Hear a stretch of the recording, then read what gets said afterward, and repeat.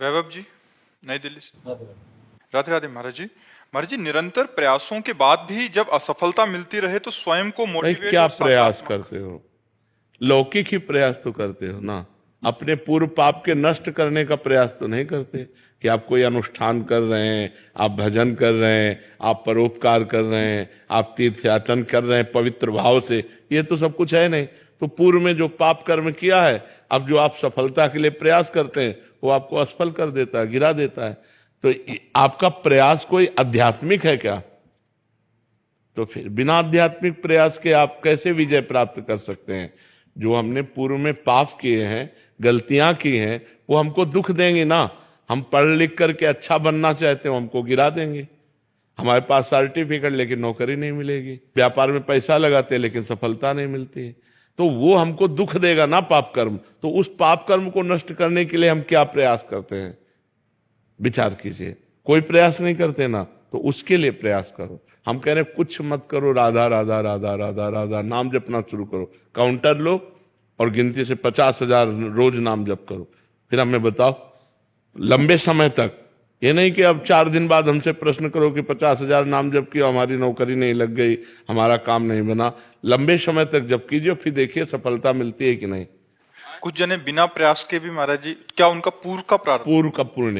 पूर्व का पुण्य है कि उनका प्रयास कोई ज्यादा प्रशंसनीय नहीं है, पर वो सफलता प्रशंसनीय प्राप्त कर रहे हैं, ये पूर्व का पुण्य है। ऐसा भी देखा जाता है कि वो बिना, उसमें योग्यता भी नहीं है फिर भी। बिल्कुल, हाँ, योग्यता भी नहीं, प्रयास भी नहीं, सफलता अधिक है, ये पूर्व का पुण्य उनका काम कर रहा है। योग्यता है, प्रयास भी है, लेकिन सफलता नहीं, ये पूर्व का पाप उसको गिरा रहा है। क्रम होता है, जब पुण्य लगेगा तो आप पाप कर्म करो तो भी उन्नति होती चली जाएगी, और जब पुण्य का संयोग आएगा, जैसे पाप का लगा संयोग, तो अब आप चाहे जितना पुण्य करो, आप चाहे जितना धर्म करो, वो आपको दुखाई देता चला जाएगा। और पुण्य का संयोग है तो आप पाप कर्म करो तो भी आपको सुख मिलता चला जाएगा। लेकिन जब ये पुण्य खत्म होगा और पूर्व का पाप और वर्तमान का पाप मिलेगा तो आपको कष्ट दे देगा। और जब उनका पाप नष्ट हो जाएगा और तो ये पुण्य और वो पुण्य पीछे का जब मिलेगा तो उनकी उन्नति हो जाएगी। ये एक क्रम है ईश्वरीय, जो ईश्वरी भागवती है जो क्रम है वो ये है। तो इसलिए नाम जप करो और अपने पापों को भस्म करके आगे बढ़ो, नाम जप करो। ठीक है? अशोक जी, नीलिमा जी। राधे राधे। राधे राधे महाराज जी, आपके चरणों में कोटि कोटि प्रणाम। महाराज जी, यूट्यूब में आपको देखकर, आपकी वाणी सुनकर, कीर्तन सुनकर एक अलौकिक अद्भुत आनंद की अनुभूति होती है, और वो खिंचाव यहाँ खींच लाया महाराज जी। महाराज जी, एक प्रश्न में त्रुटि हो तो क्षमा कीजिएगा। महाराज जी, ठाकुर श्री रामकृष्ण परमहंस जी और आपके जीवन और उपदेशों में एक अद्भुत समानता से दिख रही है महाराज जी। विशेषता महाराज जी, रामकृष्ण परमहंस जी ने कहा था कि वो 100 वर्ष के बाद इस पृथ्वी पे कलकत्ता के दक्षिणेश्वर काली मंदिर से उत्तर पश्चिम दिशा में पुनः आएंगे। महाराज जी, कानपुर भी ऐसा ही कलकत्ता से उत्तर पश्चिम। महाराज जी, तो क्या कोई ऐसी? नहीं, हम तो उन महापुरुषों के दास हैं, उनकी चरण रज के प्रताप से। हाँ, बोल जो रहे हो उन्हीं की जूठन बोल रहे हैं, जो बोल रहे हैं वो उन्हीं की जूठन बोल रहे हैं, महापुरुषों की ही बातें बोल रहे हैं। लेकिन वो तो गुरुजन हैं, वो आचार्य जन हैं, वो महापुरुष जन हैं, हम उनके बच्चे हैं, हम उनकी शरण में हैं। कपिल जी, उज्जैन से। श्री हरिवंश महाराज जी। श्री हरिवंश। राधे राधे महाराज जी। महाराज जी, भगवत साक्षात्कार एवं भगवत प्रेम में क्या अंतर है? भगवत प्रेम की प्राप्ति भगवत प्रेम से ही भगवत साक्षात्कार होता है। जब तक भगवत प्रेम नहीं होता तब तक भगवत साक्षात्कार नहीं होता। हरि व्यापक सर्वत्र समाना और प्रेम ते प्रगट होए मैं जान। भगवान प्रेम से ही प्रकाशित होते हैं। मिले न रघुपति बिन अनुरागा, किए कोट जप जोग विरागा। अनुरागा का मतलब प्रेम ही होता है, भगवान बिना प्रेम के नहीं मिलते हैं। नहीं, तो इसलिए प्रेम और भगवत साक्षात्कार एक ही बात है। जब प्रेम प्रकट हो जाता है तो भगवान नेत्रों में बस जाते हैं। दर्शन की क्या बात। पी मूर्ति नयनन बसे, तेहि रस रहाय समाय। ये लक्षण सुन प्रेम के, और न कछो सुहाय। और न कछो सुहाय, फिरे अपने रस मातो। कुटुम देह ते जाय, छूट सब ही विधि नातो। प्रिया प्रीतम के प्रेम रस में जब चित्त डूबता है तो हमारे नेत्रों में बस जाते हैं। जैसे गोपीजन महान प्रेमी है तो कह रहे, जित देखूं तित श्याममयी है। मैं जिधर देखती हूँ उधर श्याम सुंदर दिखाई दे रहे हैं। श्याम सुंदर के सिवा कोई और है ही नहीं। तो प्रेम का स्वरूप यही होता है कि वो भगवान का साक्षात्कार करा देता है, और बिना प्रेम के भगवान का साक्षात्कार नहीं होता। जान लेव सो जान निहारा, राम ही केवल प्रेम प्यारा।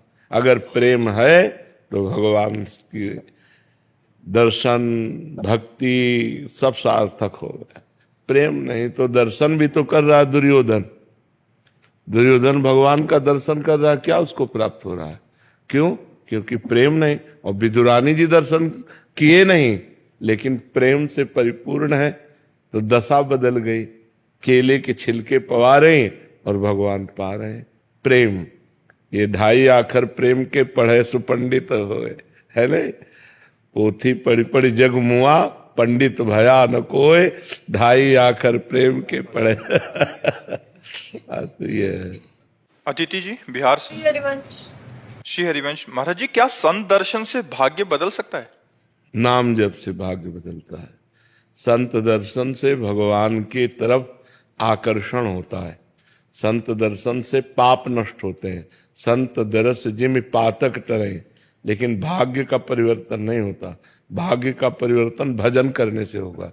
अगर भजन नहीं करोगे तो फिर भाग्य परिवर्तन नहीं होने वाला। संत दर्शन भगवत आकर्षण पैदा करता है। संत दर्शन भगवान की तरफ तुम्हारे मन को, तुम्हारे जीवन को, तुम्हारे चरित्र को वो घसीटता है। लेकिन वो घसीटना तभी सार्थक होगा जब भजन करोगे। साधन को हरि भजन है, कै सत्संग सहाय। सत्संग सहायता करता है, लेकिन मुख्य कार्य है भजन करना। यदि भगवान का निरंतर सुमिरन नहीं हो रहा, भजन नहीं हो रहा, तो काम बनने वाला नहीं है। संत के, महापुरुषों के संग में भी रहने वाले गिरे हुए आचरण वाले देखे गए। रुपया पैसा के लिए जहर दे देना, संपत्ति के लिए गला काट देना, ये बड़े बड़े सिद्धों के पास रहते हुए देखे गए। अगर भजन नहीं है तो बात नहीं बनेगी। संत संग का फल है साधन में प्रीति होना। भगवत प्राप्ति के जो साधन है, नाम जप, भगवान की कथा, भगवान की सेवा, भगवत भाव से समाज की सेवा, बड़े पवित्र आचरण, तो ये है संत संग का। अगर भजन नहीं है तो फिर हम नहीं मानते, फिर संत संग ही नहीं हुआ। अगर भजन नहीं है तो संत संग ही नहीं हुआ। संत संग का फल है कि हम भगवान के मार्ग में अग्रसर होने लगे। क्योंकि संतों का प्रभाव आप सरिस चाहे सबकी ना, वो अपने समान सबको बनाना चाहते हैं। तो उनका संग जब हम करेंगे तो भजन में प्रीति हो जाएगी, भजन चलने लगेगा, गंदे आचरणों से वैराग्य हो जाएगा। अगर ऐसा ना हो तो संत संग ही नहीं होगा। एस कृष्णा। राधे राधे। राधे राधे महाराज जी। महाराज जी, जन्म और मृत्यु पूर्व निर्धारित होता है। मृत्यु का समय, स्थान और कारण भी पहले से निश्चित है, लेकिन अगर प्रभु की कृपा से धामवास मिल जाए तो या भाग्य पलट जाएगा, फिर लिखित मिट जाएगा, फिर लिखित मिट जाएगा। अगर धाम निष्ठा ले ले तो फिर विपत्तियां आवे, चाहे अंग अंग काट दिया जाए, हम धाम न छोड़े, ऐसी निष्ठा ले ले। खंड खंड हो जाए तन, अंग अंग सतटूक, वृंदावन ने छाड़ियो, छाड़ी वो है बड़ी चूक। अगर हम ऐसी धाम निष्ठा ले लेते हैं तो हमारा भाग्य परिवर्तन धाम की कृपा से हो जाएगा। धाम सच्चिदानंदमय है। नहीं, हमारे भाग्य में नहीं लिखा कि वृंदावन धाम में मृत्यु होगी, चाहे जिस ज्योतिषाचार्य से दिखवा लो। लेकिन भजन और निष्ठा के प्रभाव से जीव का इसी जन्म में कल्याण हो जाता है, परम पद मिल जाता है, भगवत कृपा से उसका भाग्य परिवर्तन हो जाता है। ये सब अलौकिक कार्य उसके हो जाते हैं जो निष्ठावान होता है। धामनिष्ठ, नामनिष्ठ, गुरुनिष्ठ, इष्टनिष्ठ, निष्ठावान में ही चमत्कार प्रकट होता है कि भाग्य परिवर्तन हो जाता है। इसलिए निष्ठावान बने। और ये सत्य है कि धाम निष्ठा, पुरी निष्ठा, ये जीव के भाग्य का परिवर्तन। जैसे काशीपुरी है, अब आप आजीवन के लिए वास ले लें तो वहां मच्छर को भी मोक्ष प्राप्त होता है, मनुष्य की क्या बात। भगवान विश्वेश्वर विश्वनाथ जी वहां कीड़ा मकोड़ा को भी मोक्ष पदवी प्रदान करते हैं। और ये वृंदावन धाम है, यहाँ तो भगवान शिव भी चरण रज लेने की लालसा करते हैं। तो अगर यहाँ की निष्ठा ले ले, भाग्य परिवर्तन हो जाए तो कोई आश्चर्य की बात नहीं। जे रेणु पर मरिबो मंगल आए, अगर यहाँ शरीर छूटता है तो निश्चित भगवत प्राप्ति होती है। ये भगवान का धाम है। श्रीकांत जी जर्मनी से। राधे राधे। राधे राधे महाराज जी। महाराज जी, आप कह रहे हैं कि महाभारत में पांडु राजा और उनकी धर्मपत्नी ज्ञान देते हुए कहते हैं कि जब मनुष्य को सत्य का बोध होता है, मृत्यु लोक त्यागने पर उसे 3 ऋण चुकाने पड़ते हैं, देव ऋण, ऋषि ऋण और पितृ ऋण। महाराज जी, इसमें देव ऋण जो दान धर्म से चुकाया जाता है, इसमें दान धर्म का मतलब कौन सा है महाराज जी? देव ऋण को दान के द्वारा।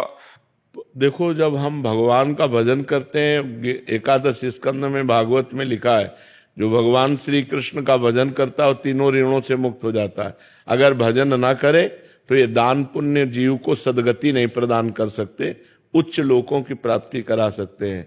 देवलोक प्राप्त हो सकता है, पितृलोक प्राप्त हो सकता है, तपलोक प्राप्त हो सकता है, महारलोक प्राप्त हो सकता है, यहाँ तक कि ब्रह्मलोक तक, तो ब्रह्मलोक तक आने जाने का क्रम बना हुआ। आ ब्रह्म भुवनान लोकान पुनरावर्तिनो अर्जुन, भगवान कहते हैं। और आ ब्रह्म स्तंभ पर्यंतम सर्वम मायामयम जगत सत्यम सत्यम पुनः सत्यम हरे नामयु केवलम। यदि दान पुण्य के बल से तो लोकों की प्राप्ति हो सकती है, मोक्ष की नहीं, या भगवत प्राप्ति नहीं हो सकती। तो ऋण मुक्त तभी माना जाए जब भगवत प्राप्ति हो जाए। अगर भगवत प्राप्ति नहीं है तो कोई ऋण मुक्त नहीं हुआ। मनुष्य जीवन का जो परम कर्तव्य है वो भगवत प्राप्ति। सो परत्र दुख पावई, सिर धुनि धुनि पछताए, काल ही कर्मय ईश्वर मिथ्या दोष लगाए। जो न तरय भव सागर असमाज नर पाए, सुअति निंदक मंदमति आत्महनन गति जाए। वो आत्महत्या है, चाहे जो ऋण पूरा कर ले, यदि भगवत प्राप्ति नहीं करता। मनुष्य जन्म भगवत प्राप्ति के लिए मिला हुआ है। तो मातृ ऋण, देव ऋण, पितृ ऋण, ऋषि ऋण सबसे ऋण हो जाता है जब भगवान की प्राप्ति हो जाती है। शीला जी। राधे राधे। राधे राधे महाराज जी। महाराज जी, आप कह रहे हैं कि सांसारिक सुखों को अक्सर आध्यात्मिक उन्नति के मार्ग में बाधा के रूप में क्यों जाना जाता है? है कौन सा सुख? आप हमें व्याख्या करके बताओ कि इसमें सुख है। अच्छे से अच्छा पदार्थ पालो, 6 घंटे में मल बन जाएगा। पाके तुरंत बमन कर दो तो देखने लायक नहीं रहेगा। क्या सुख है? इतनी बड़ी रसेंद्रिय है या बस इतने के लिए सारे पाप हो रहे हैं।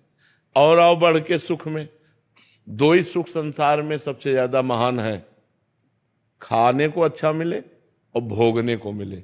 रसेंद्रिय और जनेन्द्रिय, शिष्णोदर परायण, शिष्ण जनेन्द्रिय और उदर परायण रसेंद्रिय, ये 2 ही सुख है। जितना रुपया पैसा जो भी किया जाता है वही 2 ही सुख के लिए किया जाता है। अच्छा खाने को मिले, अच्छा भोगने को मिले। तो पहले आकर तो व्याख्या कर दिया कि अगर आप उसको खा के तुरंत बमन कर दें तो देखने लायक न रहे, और अगर 6 घंटे रुक गया तो मल, दुर्गंध युक्त मल बन जाएगा। तो वो सुख है क्या? जो 6 घंटे में अनित्य है, नाशवान है, वो सुख कैसे हो सकता है? वो तो केवल हमारी वासना है। दूसरा काम भोग, जो शिष्णोदर परायण जन है, काम भोग जनेन्द्री का। तो जनेन्द्री का सुख कहाँ निर्धारित किया गया है? मलमूत्र के द्वारों में। क्या उन मलमूत्र के द्वारों में सुख भोग कर हम कभी तृप्त या शांत हो सकते हैं? आप लोग तो सब गृहस्थ धर्म में हैं। क्या आपको तृप्ति मिली कि अब कछ नाथ न चाही मोरे, दीन दयाल अनुग्रह तोरे? जो इन इंद्रियों के भोगों के परायण हो गया वो महापाप कर बैठता है। इंद्रिय सुख ये जादू का तमाशा है। खाओ जैसे जादू की वस्तुएं, तृप्ति नहीं होगी। ऐसे ये माया की वस्तुएं हैं। मां माने नहीं, या माने जो नहीं है पर भास रही है, उसका नाम माया है। तो ये जो इंद्रियों के भोग हैं ये हमारे समय को नष्ट करते हैं, हमारे चिंतन को नष्ट करते हैं, और हमारा जो चिंतन भगवान का होना चाहिए वो भोगों का होता है। जो हमें इस बार चिंतन करके भगवत प्राप्ति करनी थी वो हम भोगों का चिंतन करके भगवत प्राप्ति रहित दुर्गति को चले जाते हैं, इसलिए भोग मना किए गए। धर्मयुक्त भोगों को भगवान ने अपना स्वरूप बताया है, धर्मयुक्त काम को भगवान ने अपना स्वरूप बताया। जैसे आप पति पत्नी हैं और आप धर्म के अनुसार भोग भोगते हैं तो आपको भगवत प्राप्ति हो जाएगी। लेकिन पत्नी दूसरे किसी पुरुष से और पति किसी दूसरी स्त्री से, ये नरक की प्राप्ति का हेतु होगा। धर्म विरुद्ध भोग नरक की प्राप्ति का हेतु है। धर्म युक्त भोग भगवान की प्राप्ति। भोगों को मना नहीं किया गया, भोगों को मना नहीं किया गया। भोगों को धर्मयुक्त भोगो, धर्म की सीमा के अंतर्गत भोगो। अगर जैसे विरक्त 2 मार्ग हैं, प्रवृत्ति मार्ग और निवृत्ति मार्ग। अब प्रवृत्ति मार्ग के लिए भी भोग है वो अपने शरीर पोषण के लिए भोजन करे, अपने योग साधना के लिए अपनी जो अनुकूलता है उनको धारण करे, लेकिन वो अन्य गृहस्थ धर्मों को न भोगे। गृहस्थ धर्म में वो अन्य धर्म विरुद्ध भोग न भोगे, वो धर्मयुक्त भोग भोगे, तो दोनों को भगवत प्राप्ति हो जाएगी, चाहे वो गृहस्थ हो चाहे विरक्त हो। लेकिन मनमानी आचरण करने वाला, अधर्म आचरण करने वाला, पाप आचरण करने वाला, वो तो नरक जाएगा, उसकी तो दुर्गति होगी। यहां भी डिप्रेशन, अशांति, दुख, चिंता, शोक, भय, और मरने के बाद नरक की प्राप्ति होगी। इसलिए भोगों को मना किया गया है कि अधर्म युक्त भोग भोगने से हमारा मन मलिन होता है, गंदा चिंतन बना रहता है, व्यर्थ चिंतन बना रहता है, ओवर थिंकिंग रहती है, जिसके कारण हमारा भगवत चिंतन छूटता है और हमारी भगवत प्राप्ति का जो योग महान सिद्ध ये शरीर मिला है वो व्यर्थ में नष्ट हो जाता है। विजय शुक्ला जी, उत्तराखंड से। राधे राधे राधे महाराज जी। महाराज जी, मैं पेशे से वकील हूँ। श्री जी की कृपा से गरीब एवं असहाय लोगों की मदद निःशुल्क करता हूँ, परंतु कुछ लोग मेरे पास आते हैं और कहते हैं मैं गरीब हूँ और मैं बिना कुछ सोचे समझे उनकी मदद निःशुल्क कर देता हूँ, लेकिन बाद में पता चलता है कि श्री जी ने उन्हें पैसे देने लायक बनाया, परंतु झूठ बोलकर मेरे निःशुल्क काम को करा लेते हैं, जिससे मेरे मन में उनके प्रति दोष भाव आ जाता है। महाराज जी, अन्य जो आना भी चाहिए, क्योंकि वो अपराध करते हैं, वो गलती जब उनको देने की योग्यता है। तो ऐसा आपका प्रचार प्रसार है क्या कि गरीब का निःशुल्क कर देते हैं? मैंने गुरुजी अपने जैसे कार्ड वगैरह है तो उसको नहीं, लिखना नहीं चाहिए, ये गलती है आपकी। लिखना नहीं चाहिए, परिस्थिति देखनी चाहिए, लिखना नहीं चाहिए। आपको प्रकाशित नहीं करना चाहिए कि मैं गरीब को निःशुल्क वकालत देता हूँ, ऐसा नहीं करना चाहिए, क्योंकि धन की भी आवश्यकता है, परिवार पोषण के लिए, संसार की जो आवश्यकताओं की पूर्ति के लिए अर्थ की आवश्यकता है, तो ये लिखना उचित नहीं। इससे लिखने से क्या है, जैसा आप बोले ना, जो अनाधिकारी लोग हैं वो छल कपट करके आपका दुरुपयोग करेंगे, आपकी इस करुणा का, आपकी कृपा का दुरुपयोग करेंगे।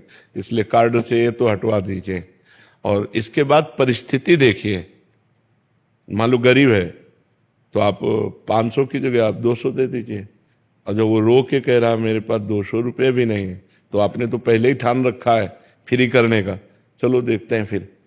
उसमें भी ऐसा लगे कि हाँ वास्तविक ये गरीब है, तो फिर कार्य कर दिया।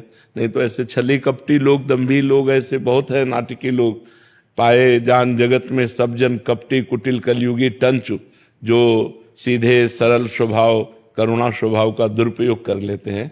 इसलिए कार्ड से तो हटा दीजिए और सावधान रहिए, सावधान दृष्टि में देखिए, वो पता चल जाता है उसका बैठना उठना, चाल, कपड़ा लत्ता, उससे सब पता चल जाता है कि आदमी किस योग्य है। छली कपटी आदमी में अलग दिखाई देता है। अंकित तिवारी जी। महाराज जी, मैंने नाम जप की महिमा समझी, किंतु मेरा और मेरी पत्नी की श्रद्धा भैरव बाबा में है, इसलिए हम उन्हीं का जाप करते हैं। उन्हीं की एक छोटी मूर्ति घर में रखी है, किंतु कुछ लोग कहते हैं कि भैरव जी उग्र स्वरूप में है और सब कोई उनकी पूजा नहीं कर सकता। महाराज जी, अभी मैं शंका में हूं। महाराज जी, नहीं, भगवान के सब स्वरूप हैं, किसी भी रूप की आराधना कर सकते हो। है तो उग्र रूप, तमोगुण में रूप है उनका, तो अगर हम उग्र स्वरूप से भी जुड़े हैं तो हमारा वो विनाश तो करेंगे नहीं ना, हमारा मंगल ही करेंगे, क्योंकि हम उनके दास हैं, हम उनके सेवक हैं। तो आप सेवा करो, आप उनका सुमिरन करो, वो मंगल ही करेंगे, हम मंगल तो करेंगे नहीं ना। हाँ, विकास जी। राधे राधे महाराज जी। जी। महाराज जी, आपके चरणों में कोटि कोटि प्रणाम। महाराज जी, वो कौन सी परिस्थिति है जिसमें माँ बाप बच्चों का परित्याग कर सकते हैं? अब ये तो माँ बाप के हृदय की स्थिति है, माँ बाप के हृदय की स्थिति है। नहीं, किसी भी परिस्थिति में बेटे का त्याग कर देना तो, या माँ पिता का त्याग कर देना, या तो बहुत अधार्मिक प्रवृत्ति का हो तो त्याग किया जा सकता है। जाके प्रिय न राम वैदेही तजिए ताहि कोटि वैरिशम यद्यप परम स्नेही। या फिर ऐसी परिस्थिति आ गई जैसे कंस कारागार में देवकी और वसुदेव जी हैं, अब बालक की रक्षा करना अनिवार्य है, तो इसे गोकुल पहुंचा दिया जाए।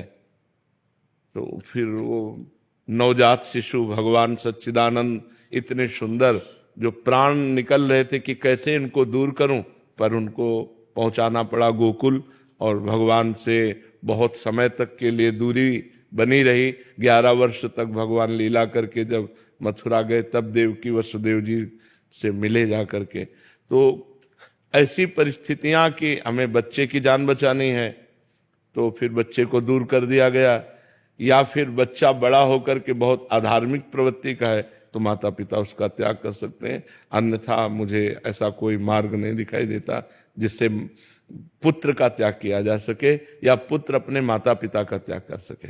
वो बच्चा ऐसा है कि गलत मार्ग पे चल रहा है हाँ वही और वो मरने की धमकी दे बार बार। जब अधर्म में चलेगा पापाचरण करेगा तो धमकी दे चाहे ना दे, मरा हुआ ही है। बात समझो, माता पिता को समझ लेना चाहिए, क्योंकि जब अधर्म का आचरण करेगा तो आज नहीं कल या तो जेल जाएगा और या फिर बुद्धि भ्रष्ट होगी और सुसाइड करेगा। पाप के यही फल होते हैं, या स्वयं इतना डिप्रेशन में पहुंच जाएगा कि सोचने लगेगा। तो अधर्म आचरण का फल तो यही है।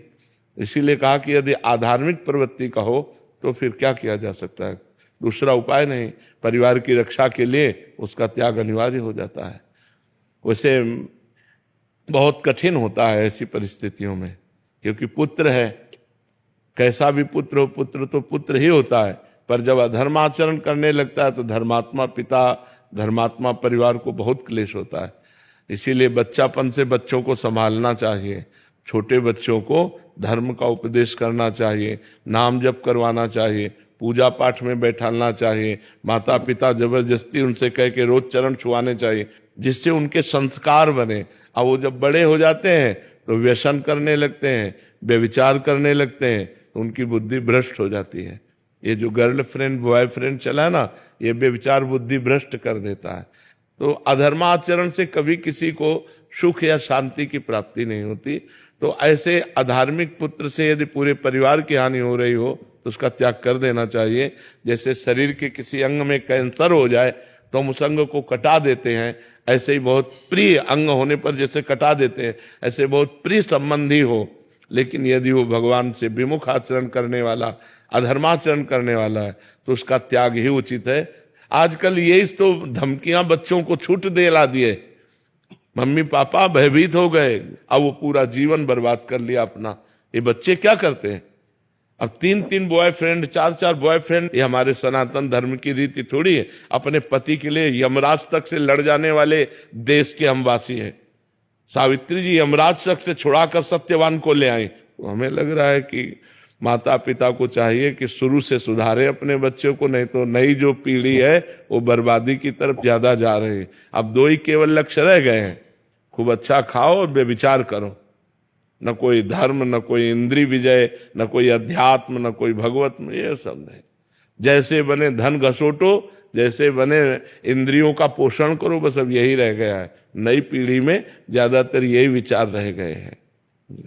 रमेश कुमार त्रिवेदी। राधे राधे गुरुदेव। राधे राधे महाराज जी। गुरुदेव, सत्संग में आपने कई बार कहा है कि अगर नाम जप करते हुए भगवत मार्ग में इस जन्म में कोई त्रुटि रह गई और भगवत प्राप्ति ना हो पाई तो अगले जन्म में आपको भगवत प्राप्ति के सारे अनुकूल मार्ग मिलेंगे। गुरुदेव, मेरा प्रश्न है कि क्या अगले जन्म में यही इष्ट, यही संप्रदाय या यही भाव दास से सख्त भाव होगा या कोई नया मार्ग मिल जाएगा? यही रहेगा। जो उपासना की है वही उपासना अगले जन्म में आपको मिलेगी, वही उपासना मिलेगी। जैसे भरत जी का कलिंजर पर्वत पर हिरण के रूप में जन्म हुआ तो वहां से चल के पुनः गंडकी नदी में आए, क्योंकि गंडकी नदी के किनारे तपस्या की थी ना, और वही मंत्र जपते जो भरत जी के रूप में जपते थे वही हिरण के रूप में जपा, और अगला जन्म ब्रह्मबोध संपन्न महापुरुष जड़ भरत जी के रूप में वो प्रकट हो गए। तो जो हमारी पुरानी उपासना होती है, अगर हम सिद्ध नहीं हुए, भगवत प्राप्त नहीं हुए, तो अगले जन्म में वही उपासना प्राप्त होती है, वही ठाकुर प्राप्त होते हैं, वही मंत्र प्राप्त होता है, वही संग प्राप्त हो जाता है, वैसी भावना बनने लगती है। गुरुदेव भी सर, गुरुदेव वही रहेंगे। गुरुदेव का रूप बदल जाएगा, गुरु तत्व तो वही रहेगा, रूप बदल सकता है, क्योंकि गुरुदेव का रूप तो विनाशी है। ये जो रूप है ये विनाशी है, लेकिन गुरुदेव अविनाशी है। ये रूप बदल जाएगा, दूसरे रूप में वो मिल जाएंगे। हरिओम शुक्ला जी। श्री हरिवंश महाराज। श्री हरिवंश महाराज जी। महाराज जी, मेरा प्रश्न है कि लालडी जी की कृपा से मुझे भक्तों का जब संग मिलता है या उन्हें देखकर मुझे बहुत दुख सा होता है, क्योंकि मैं देखता हूँ कि उनके जैसा भाव भक्ति साधना मेरे में नहीं है महाराज जी। ऐसे में ये क्या हाँ, गलत? होना चाहिए, ऐसा होना चाहिए। हमको भी होता है, जब अपने बड़े संतों के चरित्र पढ़ते हैं तब लगता है क्या यार जीवन है, इन्होंने कितना भगवान के लिए त्याग किया, कितना भगवान का भजन किया, कितना भगवान के लिए कष्ट सहा। हम तो सुख पूर्वक जीवन जी रहे हैं, वो कितना कष्ट पूर्वक जीवन जिए। तो इसीलिए पढ़ा जाता है महापुरुषों के चरित्र कि हमें कभी अहंकार न हो अपनी भक्ति का। और ये दुख तो बना ही रहना चाहिए कि काश हम भी 24 घंटे भगवान के लिए रोएं, हम भी तड़पें भगवान के लिए। ये बात तो तभी आएगी जब हम बड़े संतों का चरित्र पढ़ेंगे। अपने से छोटों को देखेंगे तो अहंकार आएगा, अपने से बड़ों को देखेंगे तो अहंकार नष्ट हो जाएगा। और ये दुख तो होना ही चाहिए। महाराज जैसे साथ के जो मित्रगण भी हैं, तो उनको भी जब देखता हूँ तो उनमें रहता है कि हाँ ये मतलब इतना बढ़िया करते हैं, जैसे शिव जी की बहुत बहुत अच्छी वृत्ति है, भगवान की बड़ी कृपा है जो किसी के दोष न देख करके गुण देखे और अपने में दोष देखे। ये तो भगवान की विशेष कृपा है, बस इसे गुप्त रखना नहीं, इसका भी अभिमान हो जाएगा। ये अभिमान बहुत विचित्र चीज है ना, इसका भी अभिमान आ जाएगा कि मैं निर्दोष वृत्ति रखने वाला हूं, ये भी परमार्थ में घातक हो जाएगा। इसको गुप्त रखिएगा। श्रीमन त्रिपाठी जी, प्रणाम। महाराज जी, आपका एक प्रश्न है, ये काफी बच्चों का भी प्रश्न है महाराज जी। फ्यूचर को लेके बहुत चिंता होती है कि 5 साल बाद क्या होगा, जब मैं नौकरी अगर लगेगी नहीं होगा। महाराज जी कुछ चीजें हमारे कंट्रोल में ही नहीं होती महाराज जी। ऐसे में मन को, दिमाग को कैसे स्थिर रखें? देखो, कल की चिंता ना जब भजन करोगे तो कल की चिंता का भाव खत्म हो जाएगा। ना कोई फीस है, किसी से किसी तरह की कोई फीस, और ना कभी ऐसे मांगना है। जिस हम परमात्मा की शरण में है, वो जब इतने बड़े हमारे परिकर को पोषण कर रहा है तो तुम्हारा पोषण क्यों नहीं होगा? तुम कल के लिए चिंतित क्यों हो? क्योंकि तुम्हें परमात्मा का आश्रय नहीं स्वीकृत है, तुमने भगवान को अपना मालिक नहीं माना। तो फिर जैसे जहाज ना हो और तैरना ना आता हो, फिर नदी में उसकी हालत क्या होगी, समुद्र में हालत क्या होगी उसकी, वैसी हालत है आप लोगों की। ना तो आपके अंदर ज्ञान है और ना भगवान का भरोसा है, तो अब ओवर थिंकिंग, भूत भविष्य काल का चिंतन, ये आपको तो परेशान करेगा ही करेगा। हम कहते हैं राधा राधा नाम जप करो और भगवान के आश्रित रहो, जब तक ब्याह न हो तब तक ब्रह्मचर्य से रहो। देखो आपका अंदर से क्या ज्ञान प्रकट होता है, एकदम आनंदित रहोगे बच्चा, एकदम आनंदित रहोगे। हमारी बात मान लो, अगर हम भगवान के सहारे हैं तो हम आपको बार बार कहते हैं किसी भी बात की कमी नहीं है और किसी को चिंता नहीं। इनको इसलिए चिंता नहीं कि महाराज जी बैठे हैं, हमको इसलिए चिंता नहीं कि भगवान है। सब एक दूसरे के आश्रित होकर भगवान का आश्रय ला, किसी को कोई चिंता नहीं। आप चिंतित क्यों हो रहे हैं, अपने लिए परेशान क्यों हो रहे हैं? हम कहते हैं आप ब्रह्मचर्य रह के देखो और नाम जप करो, बड़ी बड़ी विपत्तियों को रौंद के न निकल जाओ। तो हमसे बताओ, ब्रह्मचर्य वो पावर है जो आपकी सोच को पॉजिटिव करता है, लोग समझ नहीं पा रहे। और ब्रह्मचर्यहीनता जहां जैसे जैसे आती जाएगी आपकी सोच निगेटिव होती चली जाएगी। निगेटिव सोच ही मृत्यु है और पॉजिटिव सोच ही जीवन है। अगर हमारा पॉजिटिव चिंतन है तो हम बहुत आनंदित रहेंगे दुख में भी, अगर निगेटिव चिंतन है तो सब सुविधाएं हैं लेकिन हम परेशान रहेंगे। अगर हम आज दहाड़ रहे हैं तो भगवान की शरण में और ब्रह्मचर्य से हैं, उससे हम दहाड़ रहे हैं, भगवान की शरण में और ब्रह्मचर्य। वही तुम्हें सब नौजवानों को कहते हैं, तुम थोड़ा जिसे निकालने में इतना आनंद समझते हो उसको रोक के तो देखो, बहादुर बन जाओगे, माया पर विजय प्राप्त कर लोगे। हर विपत्ति, हर संकट को रौंदने की सामर्थ्य आ जाएगी। धर्म से चलो, पवित्र आचरण करो, क्यों भविष्य की चिंता करते हो? वर्तमान को संभालो। वर्तमान सही है तो तुम्हारा भूत भी पवित्र हो जाएगा और भविष्य भी मंगलमय हो जाएगा। वर्तमान गलत हो गया, भूत भविष्य की चिंता में मिनट को खो दिया। अगर इस मिनट में राधा बोलते, कृष्ण बोलते, हरि बोलते और पवित्र चिंतन करते तो तुम्हारा भविष्य भी ठीक हो जाता और तुम्हारा पूर्व जो बीता हुआ है वो भी अच्छा हो जाता। इसलिए नाम जप करो और ब्रह्मचर्य, ब्रह्मचर्य की तरफ कोई देख ही नहीं रहा, कोई नहीं देख रहा, बस जीवन का सुख समझ रहा ब्रह्मचर्य को नष्ट करना। नए नए बच्चे समझ रहे हैं जितना ब्रह्मचर्य को नष्ट कर लो उतने सुख भोग लो, ये तुम्हारे जीवन का नाश है। ब्रह्मचारी रहो, जब परिपक्व ब्रह्मचर्य हो जाए 20-22 के बाद, जब ब्याह हो, फिर गृहस्थी में संयोग करो, कुछ नहीं बिगड़ सकता। ब्रह्मचर्य नष्ट कर, 12-12 वर्ष के बच्चे जैसे ब्रह्मचर्य नष्ट कर रहे हैं, अब ये 22 तक 24 तक पहुंचते पहुंचते ये सब फ्यूज हो जाएंगे। इनके अंदर सामर्थ्य ही नहीं रहेगी कि वो गृहस्थी के लायक रहे। हमारी बात को लिख ले, कागज में लिख ले, चाहे दिमाग में लिख ले। अगर धर्म से चलोगे तो तुम कम से कम संसारिकता का भी तो निर्वाह कर पाओगे, नहीं तो संसारिकता का निर्वाह नहीं कर पाओ। अरे नए बच्चे तो ऐसे टमाटर जैसे रखे होने चाहिए गाल और चेहरा। ब्रह्मचर्य का मतलब क्या होता? अब ब्रह्मचर्य नहीं तो बूझे बूझे से रखे हैं, अब वो नूडल खाएं, वो हाँ हाँ 1 लीटर 1.5 लीटर मठा पी के 4 मोटी रोटी खाकर दंड बैठक मार के किसान आदमी जो है मेहनत, अब ये मोमोज फोमोज खा कर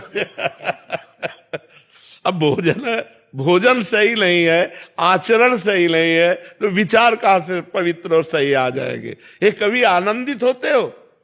एकांत में चिंतन करके कभी आनंदित होते? कभी नहीं। एकांत में चिंतन करके और डिप्रेशन में पहुंचोगे। क्यों? भगवान का चिंतन नहीं। जब हम एकांत में होते, अपने प्रभु से होते, तो हृदय में आनंद की उफान आती है, आनंद की उफान। अब जब आप एकांत होते हैं तो आप गहरी चिंतन करते हैं भूत भविष्य का, गहरा चिंतन करते हैं धन का, गहरा चिंतन करते हैं क्या होगा, तो आप परेशान हो जाते हैं। अगर वर्तमान में भगवान का चिंतन, तो जैसे पूरी सृष्टि भगवान चला रहे हैं ऐसे आपको चलाएंगे। आप देखो तो भगवान के भरोसे तो होके देखो, कितना आनंद है, कितना मंगल है। खूब नाम जप करो, चरित्र पवित्र रखो, फिर आनंद हो जाएगा। अभिषेक यादव जी। राधे राधे। राधे राधे महाराज जी। महाराज जी, नशा समाज के पतन का मुख्य कारण बनता जा रहा है। अक्सर जो दुराचारों की घटना बहन बेटियों के साथ होती है उसमें नशा एक मुख्य कारण होता है। नशे की हालत में इंसान का डर सा खत्म हो जाता है, उसे सही गलत का होश नहीं रहता, तो महाराज जी वो ऐसे ही काम करने लग जाता है। महाराज जी, मेरा निवेदन था कि नशा रोकने के लिए मार्गदर्शन दें ताकि ऐसी घटनाओं पर रोक लग सके। देखो, हमारा उपाय सब रोकने के लिए है। बेविचार रोकने के लिए, नशा रोकने के लिए, अधर्म रोकने के लिए, पाप रोकने के लिए, डिप्रेशन रोकने के लिए, चिंता रोकने के लिए, सबका उपाय एक ही है, अध्यात्म।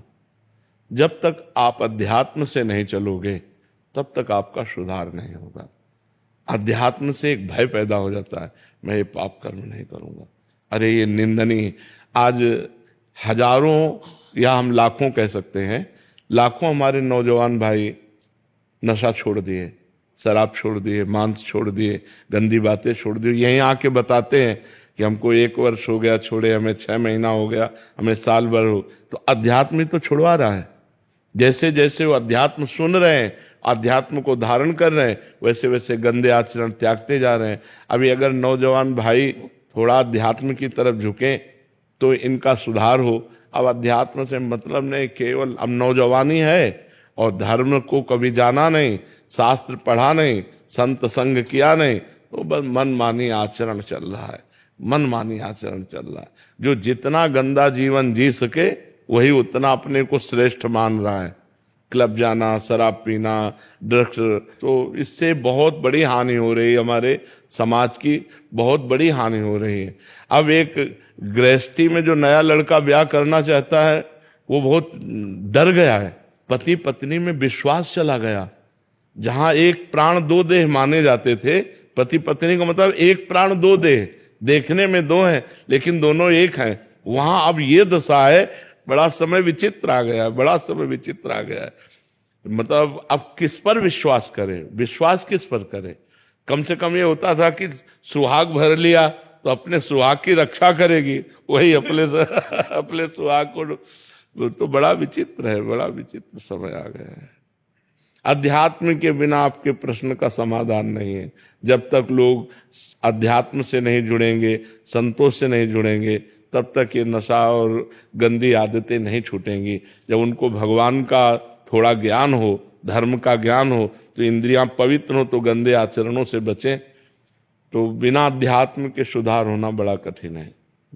ये बहुत गंदा माहौल चल गया। अब इसके सुधार के लिए हमें कोई उपाय नहीं दिखाई देता। एक उपाय है अध्यात्म, उसमें कोई जुड़ना नहीं चाहता। जब तक भगवान से नहीं जुड़ेगा, बुद्धि नहीं पवित्र होगी, तब तक ये धर्म का आचरण कैसे होगा? तो ऐसे व्यभिचार प्रवृत्ति बढ़ गई। बड़ी समस्या है ये, बड़ी समस्या है ये। कि मतलब बच्ची सही है तो बच्चा व्यभिचारी है, बच्चा सही है तो पत्नी व्यभिचारी। बड़ी समस्या आ रही है। अब इसमें जब तक दोनों सही ना हो तब तक आजीवन निर्वाह होना बड़ा कठिन है, और ये गृहस्थी के लिए अनिवार्य है। पति पत्नी में प्रेम होना गृहस्थी के लिए अनिवार्य है, क्योंकि वो तभी चल पाएंगे। और ये बड़ी समस्या हो गई कि वो उनसे प्यार करते हो, उनसे प्यार, तो हमें लगता है कि फिर ब्याह नहीं करना चाहिए। अगर तुमको जिससे प्रेम है उसी से रहो, कम से कम हत्या तो मत करो किसी की। अब आप अपने माता पिता को सुख देने के लिए ब्याह करते हैं और इसके बाद पति या पत्नी की हत्या कर देते हैं तो जेल जाते हैं, पूरा जीवन बर्बाद हो जाता है, बड़ा समस्या है। और नए बच्चे बिना बॉयफ्रेंड गर्लफ्रेंड के अब जीना नहीं चाहते। वो बोलते हैं कि अगर हमारे गर्लफ्रेंड नहीं है तो हमें हमारे मित्र लोग नीचा दिखाते हैं, वो बोले हमारे बॉयफ्रेंड नहीं तो हमारे मित्र लोग ऐसा।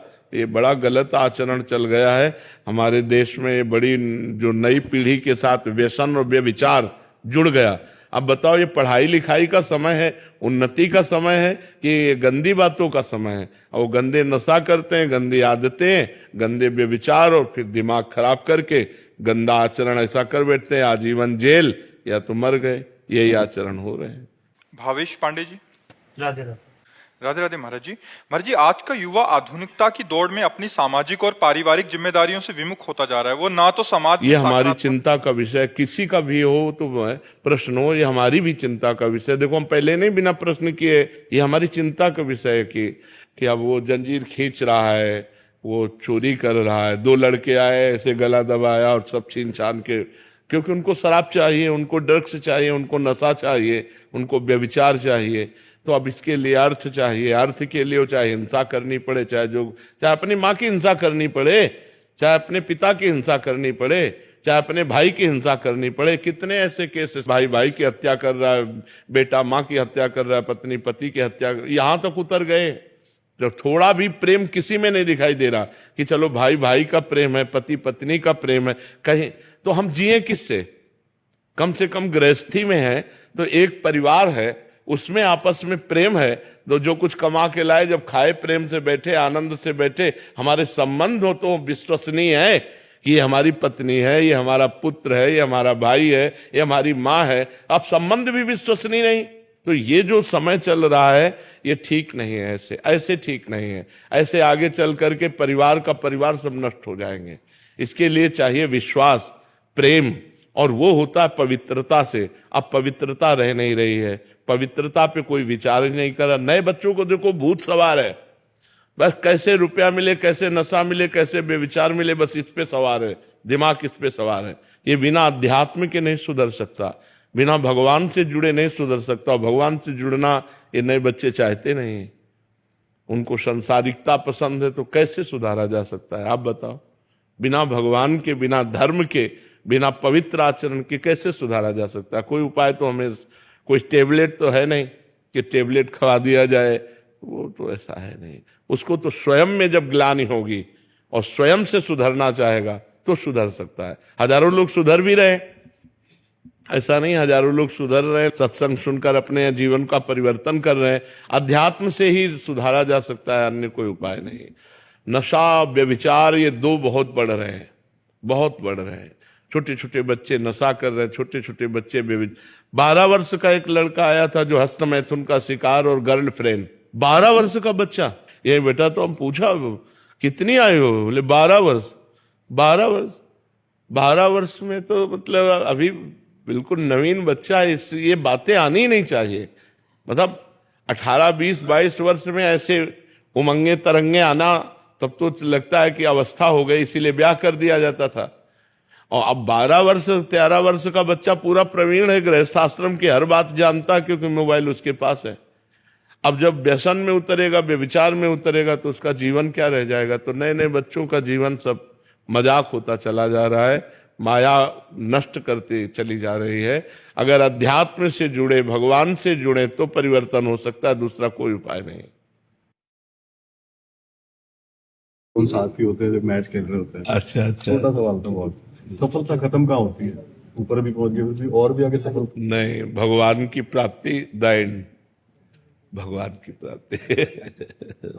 बाबा, भक्ति में और पूजा में जो क्या अंतर है बाबा? कोई एक ही बात है। जब हम भगवत भाव से पूजा करते हैं तो वही भक्ति हो जाती है, और जब हम सांसारिक कामनाओं के लिए पूजा करते हैं तो अर्थार्थी भक्त हो जाता है। जब संकट निवृत्ति के लिए करते हैं तो आर्त भक्त हो जाता है। और जब केवल भगवान की प्रसन्नता के लिए करते हैं तो विशुद्ध भक्ति हो जाती है। समझ पाए? जैसे हम गिरिराज जी की आराधना कर रहे हैं और हमारे अंदर लक्ष्मी प्राप्ति की इच्छा है तो अर्थार्थी भक्त हो गया हूं। हम गिरिराज जी की आराधना कर रहे हैं लेकिन संकट निवृत्ति के लिए कर रहे हैं तो आर्त भक्त हो गया हूं। और जब हम गिरिराज जी की प्रसन्नता के लिए कर रहे हैं तब वो भक्ति हो गई, तब वो विशुद्ध भक्ति है।